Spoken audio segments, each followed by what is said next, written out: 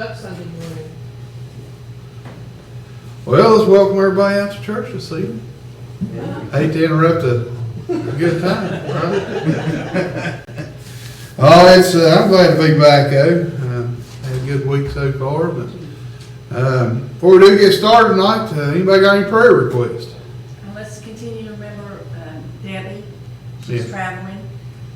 Mike sent me a message and said that he hadn't heard from her yet this evening, and she wasn't answering her cell phone, so she may not have any service, but he was probably not going to get to come out because he hadn't heard from her. He was trying to wait to see if he heard from her. But if she left when she was supposed to, or had planned to, she should be ahead of the bad weather. So let's pray that she is and that she's safe on her travels. Did she just leave Springfield today? Yes. She's going to stay overnight. She's driving so far and staying overnight, and then she's be home tomorrow sometime.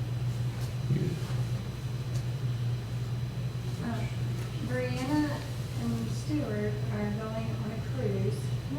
Off leaving on Thursday, the 14th.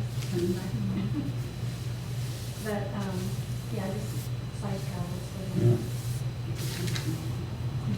Y'all remember our, I'm going to Tennessee with Lindsay and Nathan, so I'm in need of prayer. y'all remember our neighbor Kay too. She's in the hospital, fell out of her bed and broke her ankle, and she's got an infection. Stump just told us on the way here that they thought this infection was her pacemaker or something.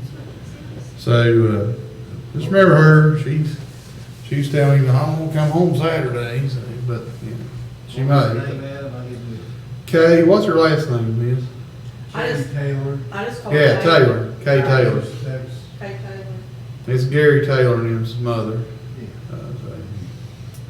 Sheila Sears called me too. Just remember Daniel Baker. Yeah. He's supposed to go for surgery next week. Yeah, they were removed the fluid from his lung. He has I think an abscess in his lung. They were giving him antibiotics through a PICC line, they thought, and then he'll have surgery next week.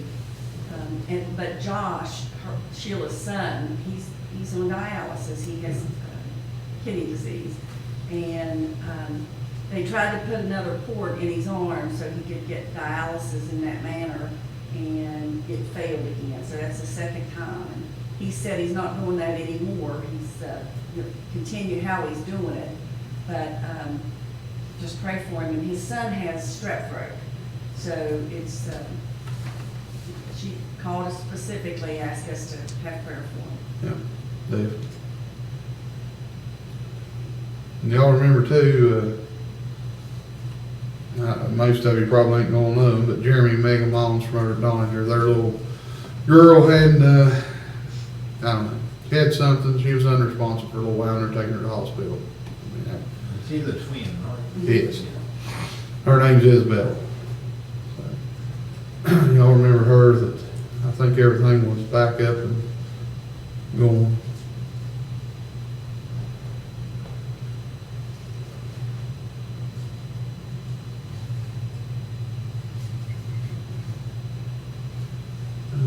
Alright, well, if there's nothing else, let's we'll just go to prayer and each one lead our own prayer tonight. Dear Heavenly Father, we appreciate you turning grace on you again tonight, dear Lord. Just thank you for the opportunity to be able to come out to your house tonight, dear Lord. Just pray that you be with each one of these prayer requests tonight, dear Lord, as they come to us tonight, dear Lord. I just pray that you be with Josh, dear Lord, as he deals with this kidney stuff, dear Lord, that you could just touch him and show him the right way, dear Lord. You know that as these two things have failed, dear Lord, we know that you're still in control, that they have failed for a reason, dear Lord. I just pray that they get the right way to do it, dear Lord, and that most of all, you know, that he can stay close to the Lord and know that you are the what he needs most in his life, dear Lord. You know, be with Sheila. She tries to do those things, just help Josh out, dear Lord. Protect both of them, dear Lord. Keep them safe. Keep Debbie safe as she's going on travel, dear Lord. And Stephanie's daughter, and them go on a cruise. I pray that you be with them, dear Lord. Give them safe travel matters tonight. I pray that you be with Kay also tonight, dear Lord, as she's in the hospital, that you could just comfort her, dear Lord, guide the doctor's hands to find the infection, and that she can get her foot healed back up and things, dear Lord, that she'd be able to come back home and deliver life, dear Lord. I just pray that you be with each one of them, dear Lord, and just be with Daniel as he goes into his surgery and things, that whatever happens there, dear Lord, they can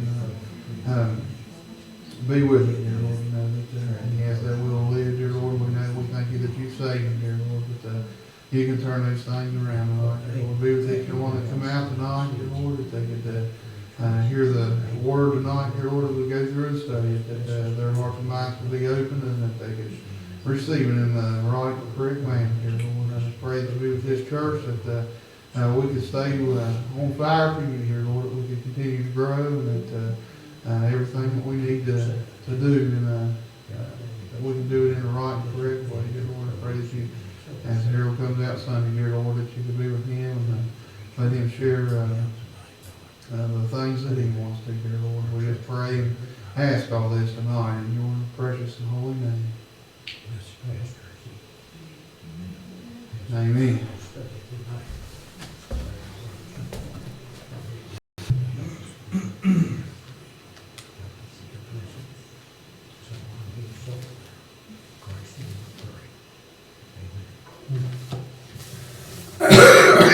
All right.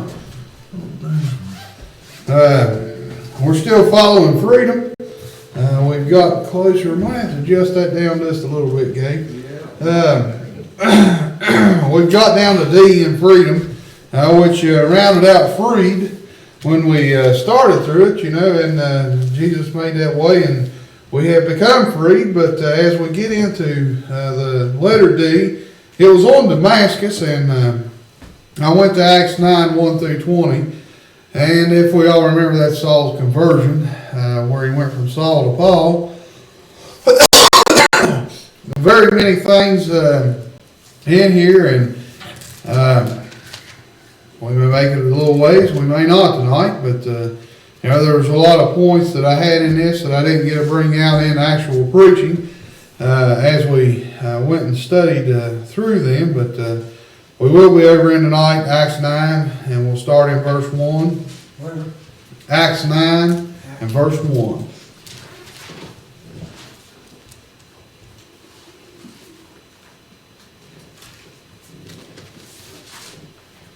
And as we get into that, I'm going to start out looking at the first 3 verses in Acts 9. If you remember, I asked you the question when I preached this message is where you're at on your road to Damascus. And that's the question I still would like you to maintain in your back of your mind, where you're at on your road to Damascus.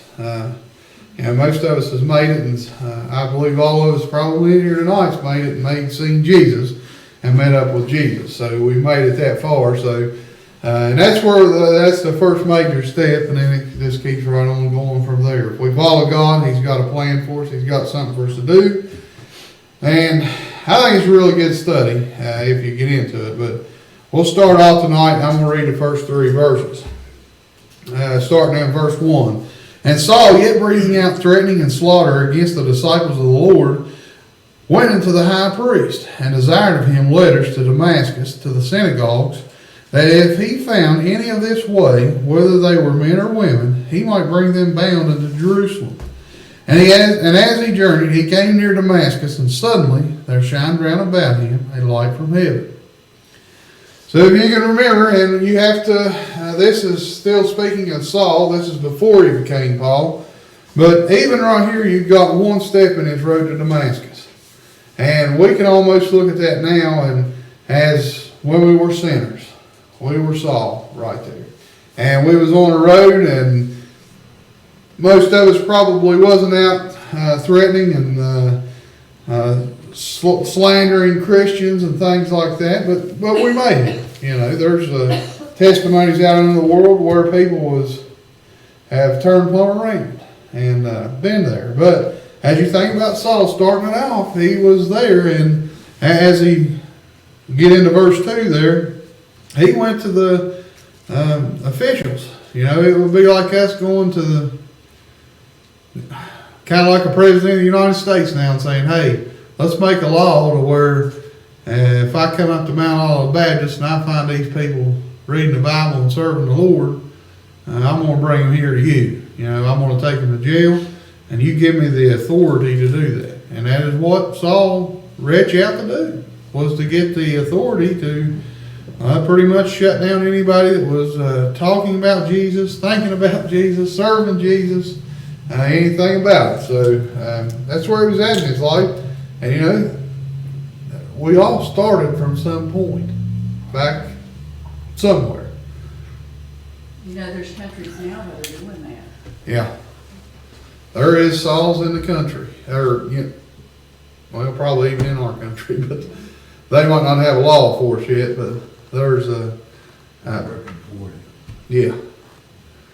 Yeah. I think Canada has moved towards some things about Christians.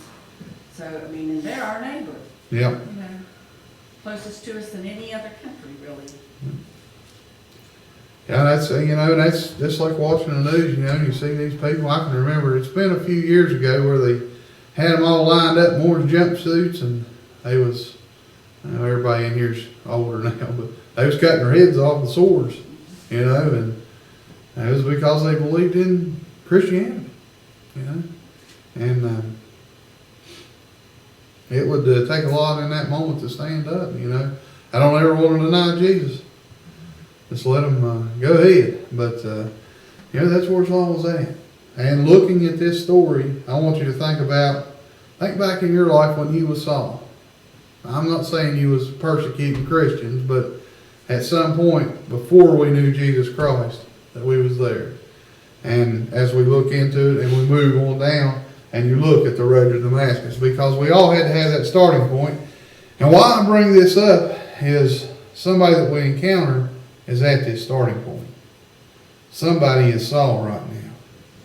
And if you run into them everywhere.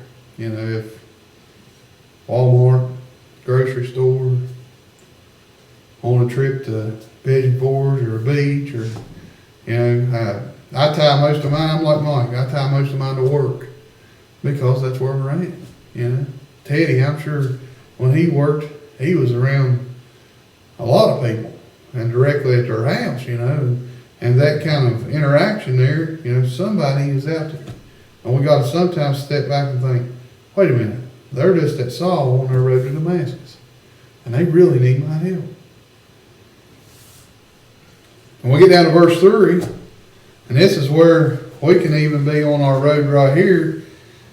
And as he journeyed, he came near Damascus, and suddenly there shone round about him a light from heaven. Can we not be that light from heaven? We can shine our light. Let your light so shine. Yeah. It's not the same light that verse 3 is talking about. I agree. That was Jesus Christ coming down shining a light. But when we get on our road, we can be that light. We can shine that light. And we can show these Sauls that, hey, and we may be, verse 3, coming in saying, hey, I'm here. And they notice something. There's something different about you. What's different about you? And that's enough to intrigue them to say, I want to know that. I want to see that. And verse 4. And he fell to the earth and heard a voice saying to him, Saul, Saul, why persecutest thou me? Now you even think about that now. You got verse 4. We've thought back on a point in life where we was Saul. And now we've made that conversion. We've made it to Paul. But now we're looking back, and now we're coming up the road to somebody else's road. We found a Saul. They've noticed we got something different about us, and we're shining our light. And we get to verse 4, and this person right here, they may feel something dealing with them. They're going to get that. You know, each one of us had to have something, we felt something that called us to the Lord for us to accept Jesus. And we got to that point, and this is it. Saul, Saul, why persecutest thou me? You know, Jesus asked us that question at some time. Maybe not to that exact point, but he said, Hey, and if we find somebody in this point right here, hey, this is where we come in. You know, we can tell if it's dealing with somebody. Especially if you've ever sat in church, you can see somebody. They used to always say, you know, they grip the back of the seat and their nose turn white and things like that. You know, I can notice sometimes, you know, people, we have visitors and things, and I can notice, man, they're moving around and they're like, I know, you know, that something's dealing with them, you know? And that's the same thing right here. It was dealing with Saul when he got to this point. In verse 5, and anybody wants to jump in, jump right on in. In verse 5, and he said, Who art thou, Lord? And the Lord said, I am Jesus whom thou persecutest. It is hard for thee to kick against the pricks. I have an explanation in my Bible I thought was interesting to, I'd like to share. It says, when it says, I am Jesus, in this moment, Paul identified the Lord Yahweh, for Jehovah, of the Old Testament, whom he had attempted so zealously to serve with Jesus of Nazareth, whom he also so ferociously persecuted through his saints. This phrase, talking about the kick thee against the pricks, it says this phrase, pricks or goads were sharp pointed sticks used to make animals go. Paul was evidently under conviction and was trying to stifle the goading of his conscience by increasing the intensity of persecution of the Christians. That's interesting.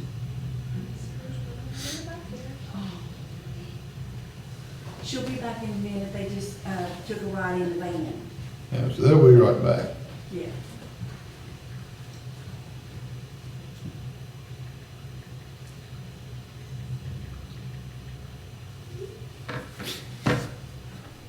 Well, she don't have her phone, She Oh, she don't? because I said, hey, and I heard her go, whoop.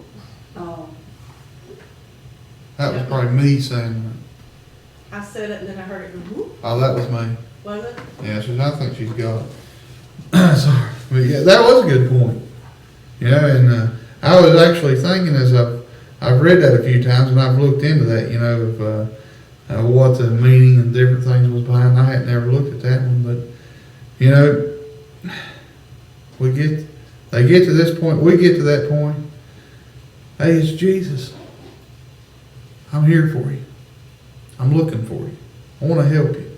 but you know too, when for me, I'll say, and I've seen this through other people, but when God is convicting you of something or needing you to be in a better place than what you are, our first natural response is to fight harder against it and to maybe strike out at something. So it's like, well, you know, I'll just prove, Yeah. you know, that you don't have a hold of me, or something like that. So that's exactly what I feel like Paul did when he turned and started persecuting all the Christians and the Jews and everybody else that he did, anybody that proclaimed Jesus Christ. I think he was fighting himself. Yeah. Correct me if I'm wrong, but didn't Saul think he was right in what he was doing? Mhm. Yeah. Yeah. Good point. We may have never brought that up. You know, that Saul did. When he went to the officials and asked to do this, he thought he was doing the Lord's work. And when that's the understanding that he had there. And, you know, he gets to this point right here. And could you imagine being on that road? Which we've been on that road. Some of us it affected probably more than others. Some of us almost was like Saul right here and got just flattened down. You know, I can imagine him walking up through with these men. They've got this plan. Man, we're going to get us some Christians. You know, we're going to bring us a bunch of them back in. They're going right along and think they're probably the strongest thing in the world. Boom. Well, Light shining. and to allude back to your point, and you know where he thought he was doing right, again from the Old Testament and the Jewish understanding, Yeah. Christianity through Jesus Christ doesn't put all the emphasis on the, you know, the ritual and the law. Yep. So, you know, there he is, like, well, I'm upholding the law, I mean, in essence, Yep. could be, and that's, Being away with almost state trooper pulling you over for speeding, wasn't it? Kinda. I when he mean, has to speed to catch it. Yeah. Yeah. Yep. Ever thought about that? Saul here, he's pretty bold. Yeah. I mean, I'm trying to think, he studied under, can't think of his name, in Tarsus, Yeah. you know, where he was from, but I can't remember the guy, but he was a you know, Jewish leader or whatever. But, Name too, I can't think of it. yeah, for him to just kind of step out on his own and say, hey, guess what, I'm just gonna go and I'll just get these letters and I'll go bring them in chains. Yep. And you see that passion in his heart, and you can look at that and you think, well, if he had a passion, because like I said, he thought he was doing right. Yep. You know, if he had that much passion to do that, God used that passion that he had he was wrong to Mhm. do right. You I know? agree. So, I don't know, I mean, yeah, like I said, Paul was out and he just, you know, like I said, boldly went and just done this on his own. You know, because obviously he wasn't inspired by God to go get these letters. No. You know, so this was something that was inside of him. He had that passion. He But had God that. got turned miraculously, you know, with this intervention, I guess, you know, to show him, hey, you're doing wrong, I'm right. Yep. You do it the way I say. And you think about everything that lined up with Paul. Because just the one point that always comes to my mind is his Roman citizenship. And how much that got him out of it. Oh, yeah. And how God lined that up. And he did, he picked it. You know, that, man, he had that. I'd like to have what He Paul picked the is. perfect person Yep. to write 13 books of the New Testament. And you know, he was the leader of the Gentiles. I mean, he kind of that, and that's, you know, he was in that for that. Acts 22:3, according to, he studied and brought up at the city at the feet of Gamaliel. Yes, there it is. Gamaliel, and taught according to the perfect manner of the law of the fathers, and was zealous toward God, as ye all are this day. Yeah. I can remember. Gamaliel, Is that what I it is? think so. Gamaliel. I'm gonna get names. We're gonna name our grandchild that. Gamaliel. Yeah. Call him Gamma, for sure. They can call him Gamma. Just following the devil. Call you Gamma. Yep. Hey, Gamma. It's Gamma. What are you doing?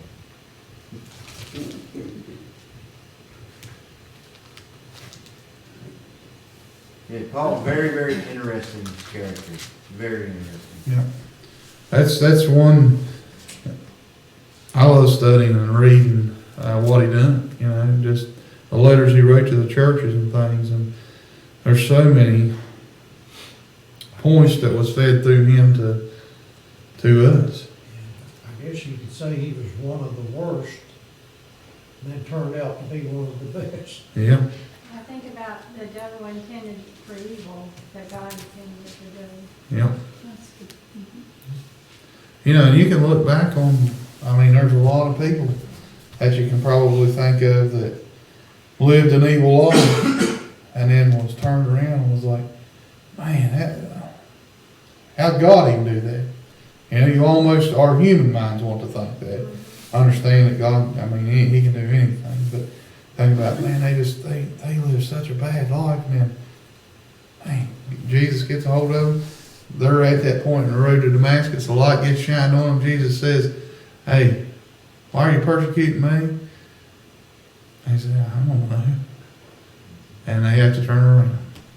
What's amazing to me about this scripture is that Saul had said he'd been studying the law since he was a kid, I mean, all these years.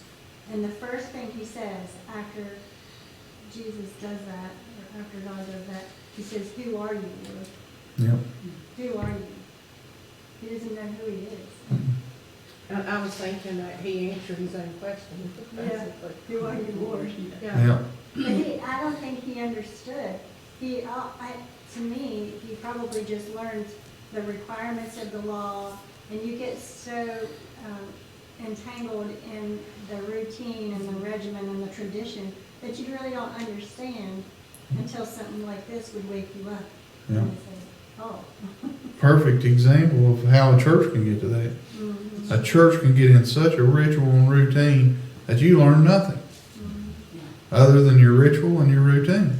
Because you get so caught up on it's time to do this, it's time to do that, that you're not putting the right emphasis Yeah. where it should be, Well, in you- serving the Lord and praising the Lord. The other thing, I'm sorry. You're leaving the Holy Spirit out.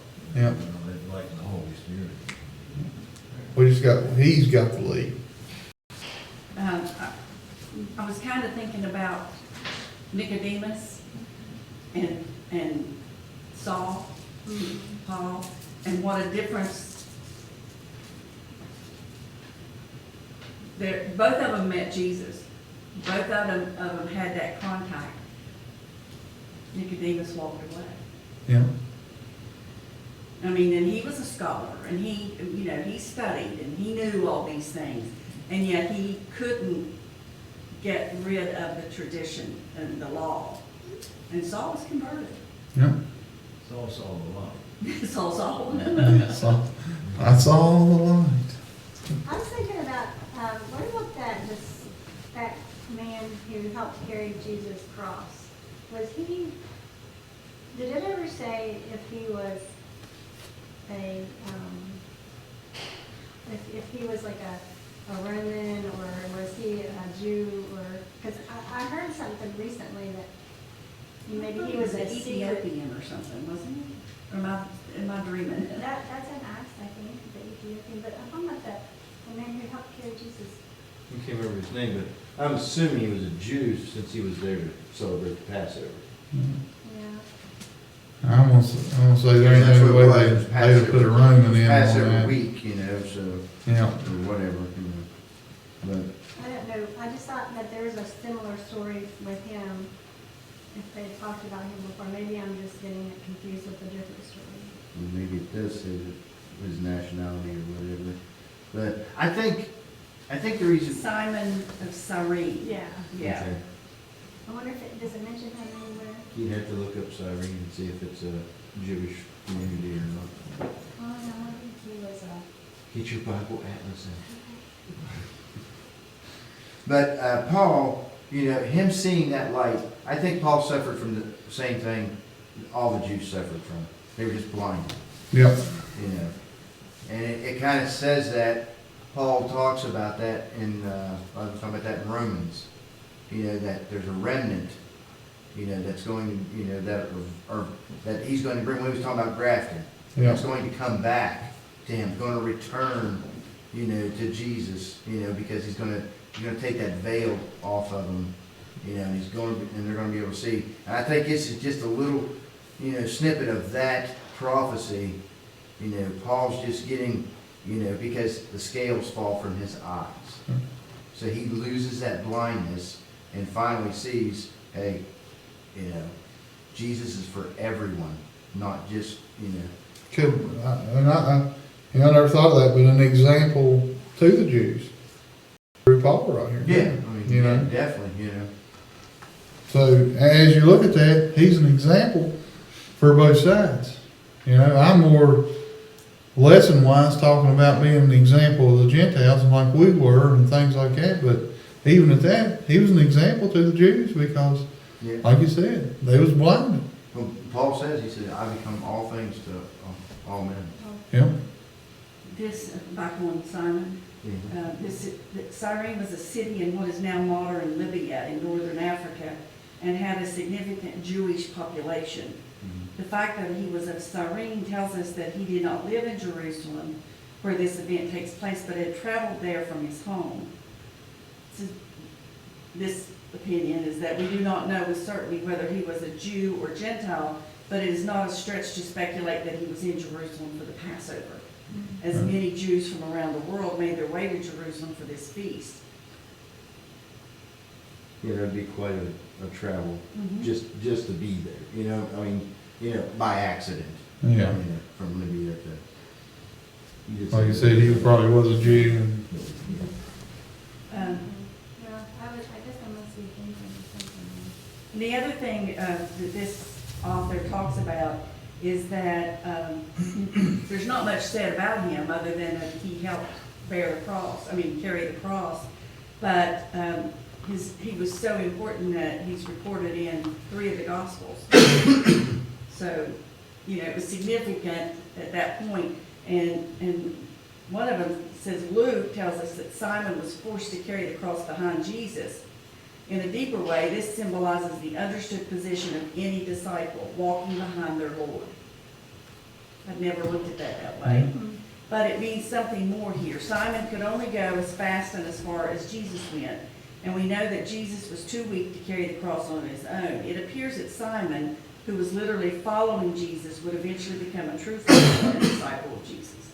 That's just a good point of view. I like that. That's really good. and even what I've been talking about with the lesson, you think about Simon, there's points where we have to be Simon.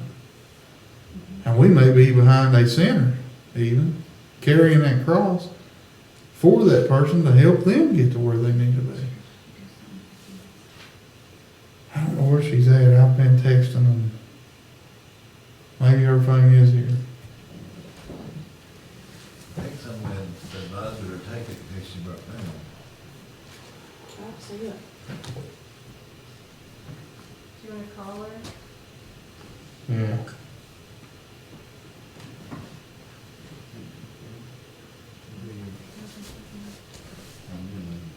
Where y'all at? All right, Madigan's here. Yeah.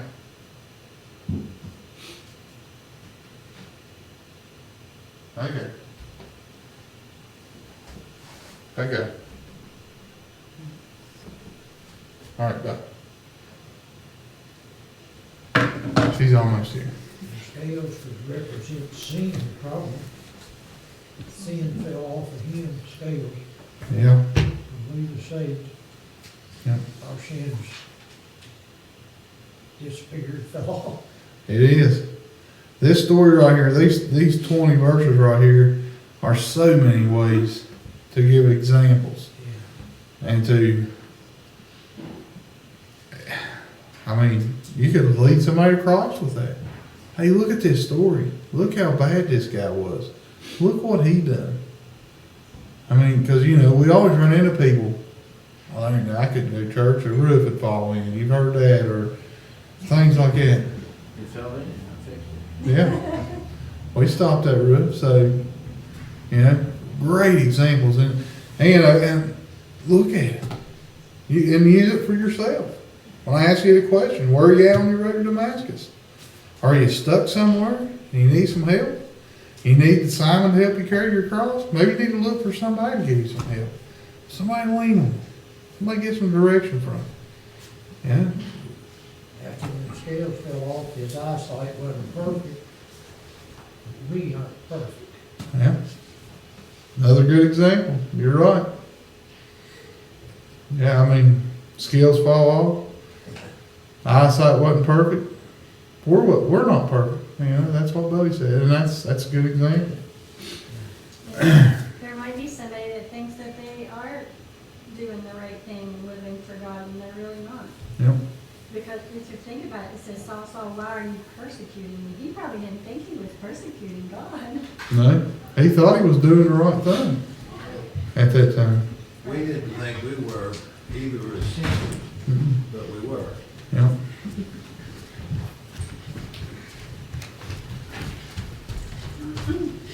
No, We didn't really give it much thought. But Paul, he was out, this was his goal. Well, we didn't give it much thought as a sinner, but we were persecuting God when we were sinners. Yep.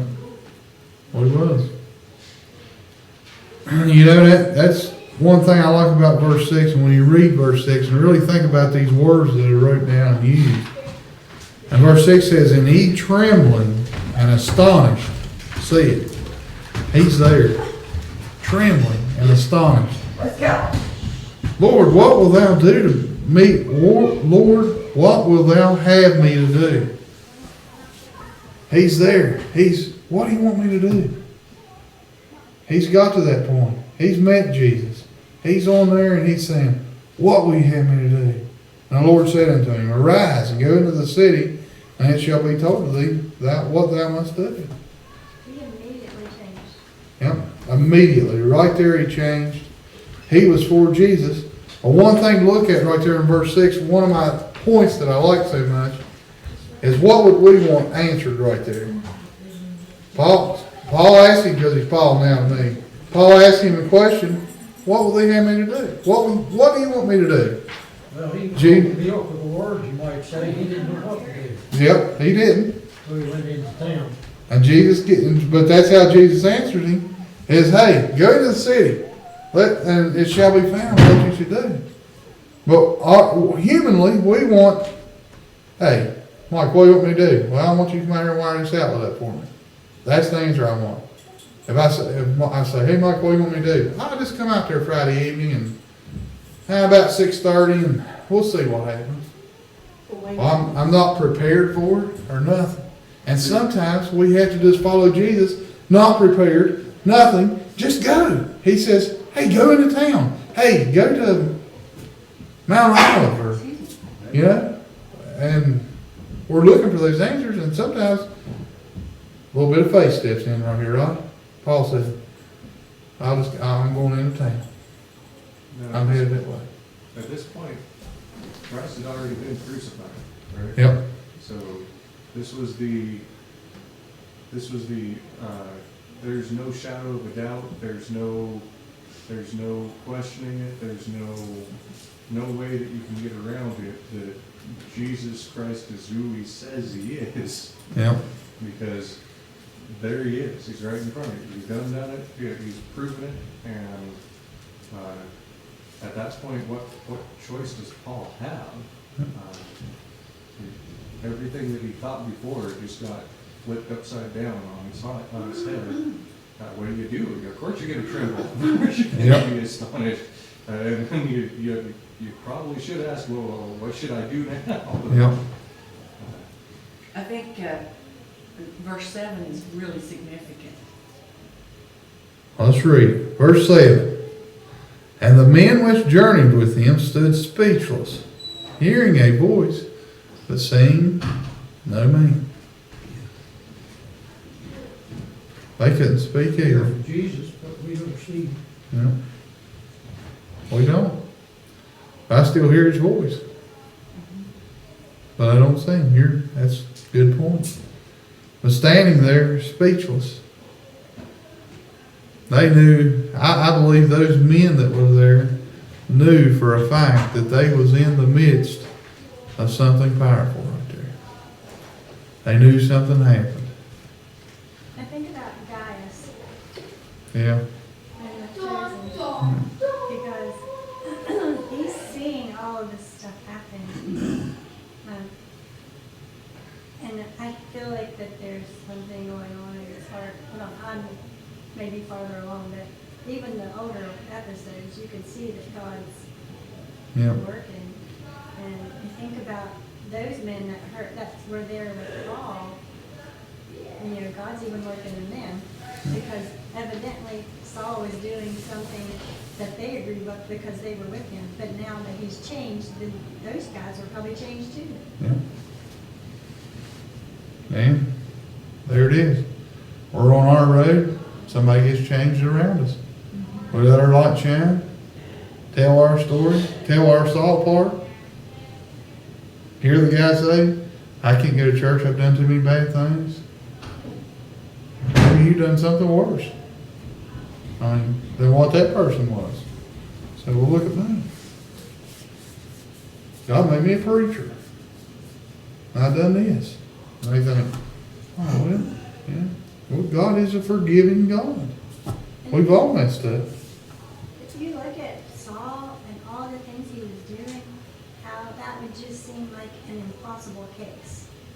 Like, it to me would seem like too hard. Like, and I think of people in my life, like I can't even imagine what it would look like for them to be changed. Mhm. But God did it just like that. Yep. We can't do it, but all things are possible with Christ. Yep. And Yeah. what I was alluding to, kind of in verse 7 also, is, you know, it could have been said that it was, Paul had a medical issue, or something happened to him and he, Yep. you know, had a stroke, or, I mean, that's what people can say. But these were people who bear witness to something that happened there, to what happened with Saul. And they heard the voice as well, but they couldn't see anything. But there's no way it couldn't be who it was, Yep. because they saw it too, or they heard it. They saw. I think that was the reason for it too, Yeah. so that there's a consensus. Yep. If something happened, it Right. wasn't just on Saul/Paul on his own. Yeah. He couldn't just go into the city and say, look, this happened to me, and, you know, he had to have help to get there. He wanted this, you know, you think back of the law, you know, the 2 or 3 witness things. Mhm. And it was true if you had 2 or 3 witnesses. I mean, it happened while they was there. Verse 8, and Saul arose from the earth, and when his eyes were opened, he saw no man. But they led him by the hand and brought him into Damascus. Now lets us know that Saul hit the ground right there, didn't he? When he seen that. I think that probably from being astonished and scared, and also probably out of respect and honor, he knew that he was in front of something. He was down on the ground. Yeah. Second, he was blinded. Couldn't see. In the Old Testament, when God would show himself, even parts of himself, to the person, it was blinded, wasn't it? He, Well, you couldn't look upon him. Like, Yeah. Was it Abraham or? yeah, that, I think, Moses. Showed us Moses. the glory. Moses had the glory of God on his face, and no one could look at him, and he Yeah. put a veil on. And he had to turn his head sideways. And still ended up blind though, right? Yeah, still Yeah. like when the deer in the headlight expression, you know.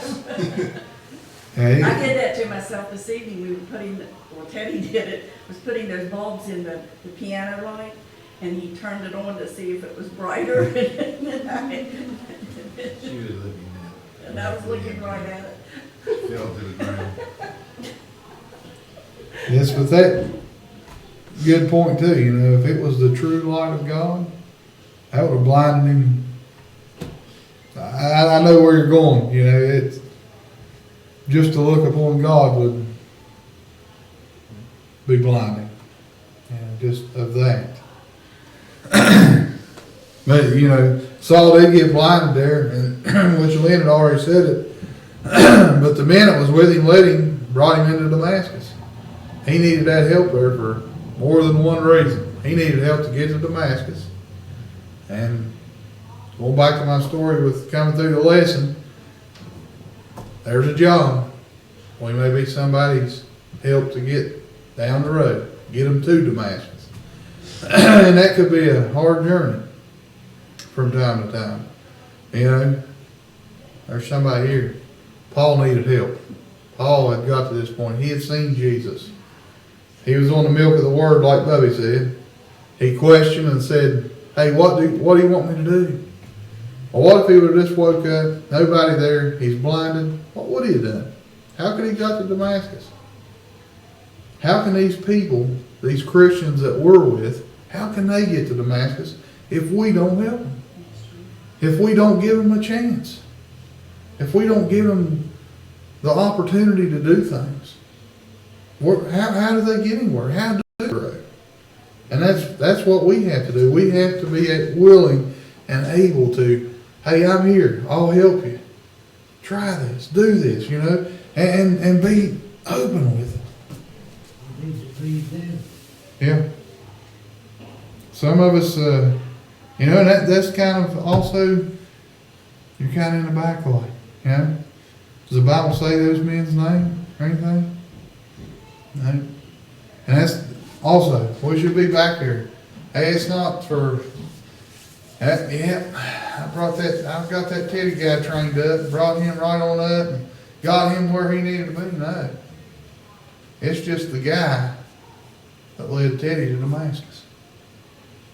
I'm not in it for anything like that, but it is that. There's so many jobs in here.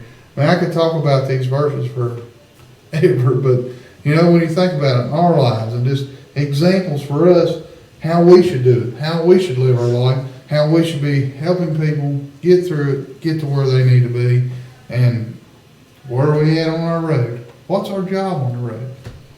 You know? We all want to be the guy working the road, the state road worker leaning on the shovel. You know? I mean, honestly, that's the job we want. Not that all the state road workers do that, it's just a joke. But, yeah, we want to be the guy leaning on the shovel. They don't even have a shovel. Yeah, they don't. But we might need to be the guy that's out behind the truck running the jackhammer, or We might shoveling need- asphalt, or, We might need to be that one that's moving something out of the road that's obstructing. yep. Be ahead of that, yep. Make clear path for the next guy to come through. And this, where are we at? What do we need to do? Verse 9, and he was there 3 days without sight, neither did he eat nor drink. Now, why?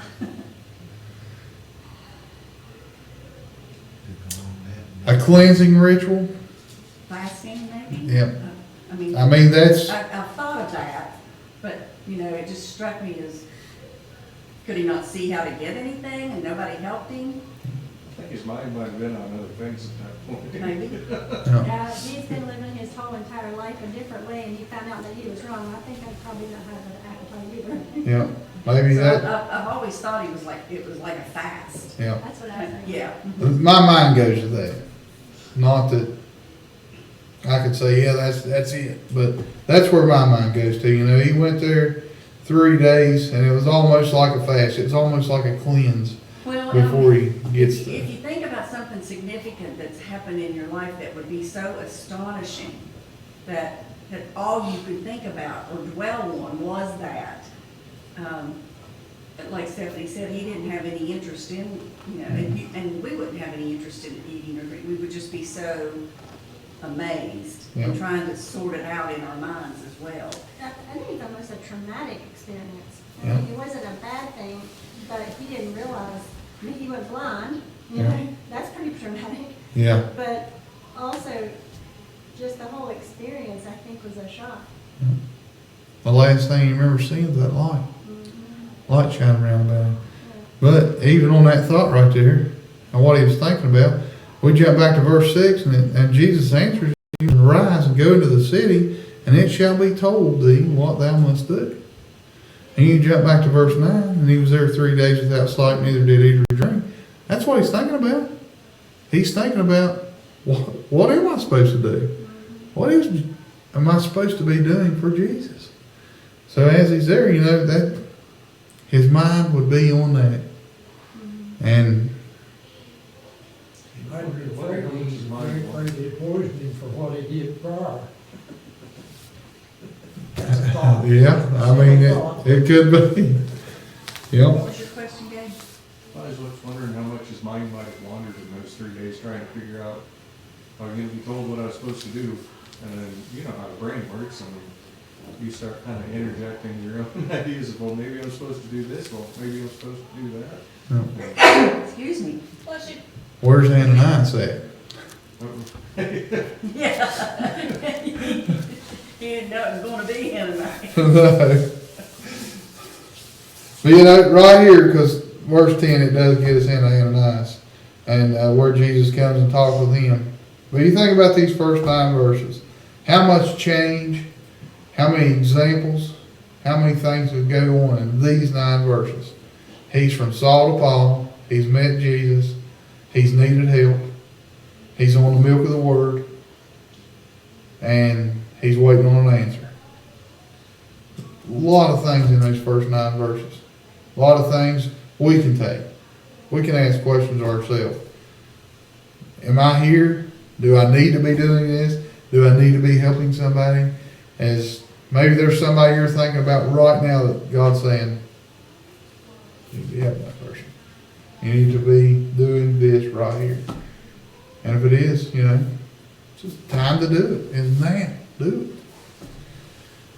But as we get into verse 10, Ananias, we're going to start hearing from him. And verse 10 says, and there was a certain disciple at Damascus named Ananias. And to him said the Lord in a vision, Ananias. And he said, behold, I am here, Lord. I love that. I love that part right there. As it, you know, verse 10 just starts it out. Hey, they're in Damascus. This man was a disciple. His name was Ananias. The Lord spoke to him in a vision. You know, And- there's several other places, I'm sorry, Go ahead. there's several other places in the Bible where they say, here I am, or here am I. Yep. I think that, is it Moses and Samuel that say that? I think Moses is one. One of them said, Samuel. Mm-hmm. Abraham. Abraham. When you think about those first 9 verses we went over, we need to get to verse 10 and be like Ananias and say, here I am, Lord. He's seen him in a vision. And I believe that God can still speak to us in a vision from time to time. He can come and show us things. It may be things we see in the world, see things we see happen. Maybe somebody that we need to talk to or whatever it may be, but let's be like Ananias. Here I am, Lord. And it's hard to be. Maybe you've already got plans. Maybe you're already going somewhere. And this is going to stand in my way. You see But- how knowing Jesus makes you willing to do anything. Yep. You're willing to sacrifice. I mean, there's so many examples of that in the Bible. Ananias was somebody that had done moved on from that milk. He was ready. He had done been down his road and had got rooted, I believe. In verse 11, and the Lord said unto him, arise and go into the street which is called Straight, and inquire in the house of for the one called Saul of Tarsus, for behold he prayeth. That gives us an answer of what Saul was doing 3 days, don't it? He was praying. And verse 12, and hast seen in a vision a man named Ananias coming in and putting his hand on him that he might receive his sight. So you know, as Paul, which we got back to the question of verse 9, he was sitting there praying. The Lord was speaking to him in a vision. Told him, there's going to be a man named Ananias come and you'll receive your sight. And the Lord just told Ananias, go, do this. Help Paul. Hey, I interrupt you again. I just think it's kind of crazy that that's Acts 9:11, and he needed help. Yeah. 9:11. Isn't that cool? Yeah, I never made that. I have a little footnote here. It says Ananias had full knowledge of Saul's original mission to persecute believers, so it was no small matter for him to approach Saul and treat him as a believing brother.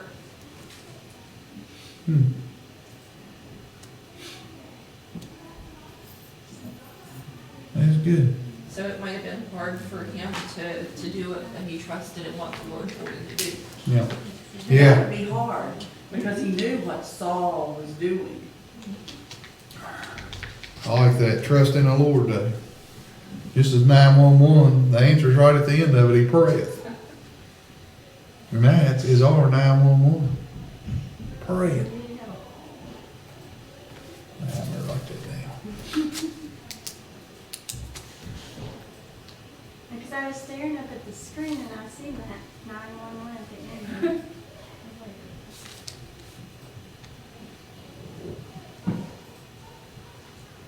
Well, that'd be a sermon, wouldn't it? 911 call, we'll get that one of these days. Which we've talked about this a little bit. I'm gonna go ahead and jump into 13 here.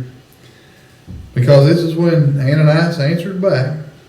And 13 says, Then Ananias answered, Lord, I have heard by many of this man how much evil he hath done to thy saints at Jerusalem. And he hath authority from the chief priest to bind all that call on thy name. Ananias understood that, right? Is he trying to tell Jesus that? Well, this is my life story teaching in this. Just think a minute ago when I said, we got to be like Ananias, behold, I am here. I'm here, Lord. But then I said, wait a minute, I already got plans. I'm going to do this. Well, now we're to 13 and 14. This is where we step back in. Well, now, God, I've already got plans to go out to eat at the Longhorn tonight. And, I ain't seen these people for a couple months. And I can't stop and do this or stop and change a tire on the side of the road with me and Mike's story there, I'll be late if I do that. Right? And that's, that's me taking 13 and 14 where Ananias was at. Wait a minute, Lord. This guy's he's got a law to take me under. I go down here and talk about you. He can take me. He can bind me up. What's Jesus telling him? What's the answer? 15. But the Lord said unto him, Go thy way, for he is a chosen vessel unto me, to bear my name before the Gentiles and kings and the children of Israel. For I will show him how great things he must suffer for my name's sake. Right And there. that's again, going back to what Lord said, he trusted. Yep. Going back in and trusting him. But 13 and 14, he gave that excuse, right? And most of the time, we can come up with that. Hey, I've told you 100 times, I come up with 2 years of excuses. I Yeah. almost feel like that he's saying, God, are you sure? Yeah. Because, look at all he's done. It's been so evil and bad. But then God says to me, well, I'm going to show him what he has to suffer. It's almost like, yeah, he did this, and there's going to be, recompensing or whatever because of that. Well, reaping what he sowed, maybe. Mhm. It just, it did happen. Yeah. But we know the end of the story here, which is great. But we come up with the excuse. Jesus still says, no. Stop and change the tire. You'll